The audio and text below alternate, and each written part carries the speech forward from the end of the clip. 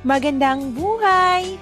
May tatalakayin tayong isang pabula ngayon. Ngunit bago yan ay may tanong muna ako sa inyo. May kilala ba kayong tao na mahilig manlamang sa kanyang kapwa? Bakit hindi dapat tularan ang mga taong katulad nila?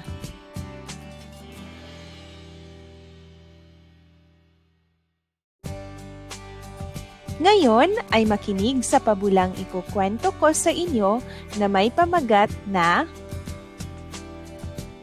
Ang Palaka at ang Uwang. Pabula ni Esopo. Mga tauhan: si Palaka, Gagamba, si Uwang, at si Suso.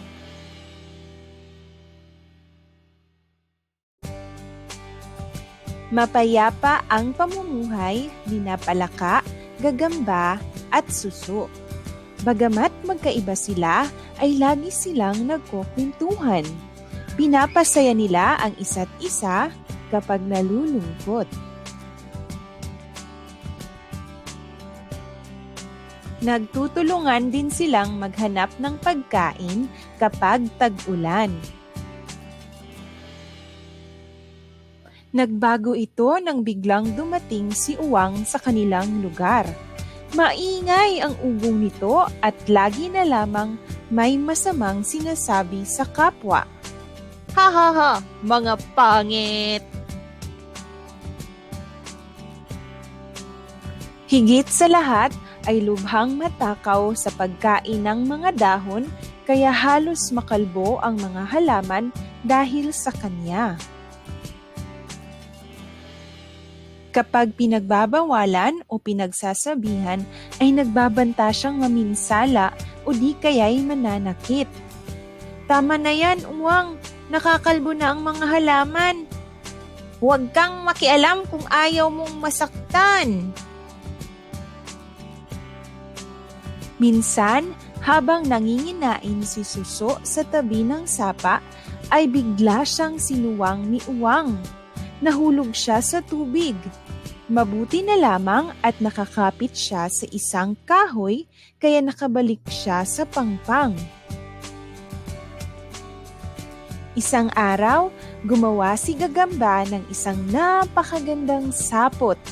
Natuwa sila Palaka at Suso at pinuri nila ito. Nang umalis si Gagamba upang maghanap ng pagkain, winasak ni Uwang ang kanyang sapot. Gayon na lamang ang panlulumo ni Gagamba nang makita ang nangyari, habang si Uwang naman ay tatawa-tawa lamang.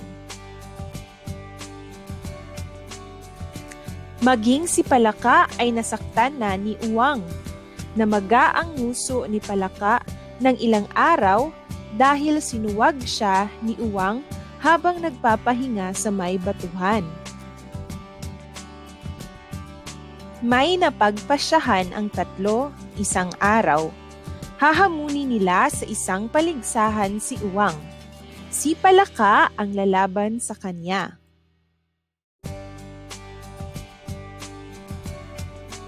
Payag ako! Kung kayo ang mananalo, aalis na ako sa lugar na ito. Kung ako naman ang mananalo, kayong tatlo ay magiging tagasunod ko. Nagpalutang sila ng isang malapad na dahon sa gitna ng sapa. Mag-uunahan sina Palaka at Uwang sa pagsakay doon. Tiyak na ako ang magwawagi dahil mabilis akong lumipad. Sinimulan na ang paglalaban. Pumaimbulong si Uwang habang mabilis namang lumangoy si Palaka. Magkasabay silang nakarating sa dahon. Sa bigat nilang dalawa, lumubog ang dahon at kapwa sila nahulog sa tubig. Nabigla si Uwang kaya inanod siya ng tubig. Tulungan mo ako, Palaka! hindi siya pinansin ni Palaka. Umahon ito sa pangpang. Sinalubong ito ng kaniyang mga kaibigang sina Gagamba at Suso. Mula noon, nagbalik na ang katahimikan at kasiyahan ng pamumuhay ng tatlo sa lugar na iyon. At dito nagtatapos ang ating kwento. Masaya ka ba sa naging wakas ng pabula o gusto mo itong baguhin? Ano-ano ang mahahalagang aral na nakuha mo mula dito? Maghanda para sa ating talakayan bukas tungkol sa mga aral ng kwento. Maraming salamat sa pakikinig at paalam!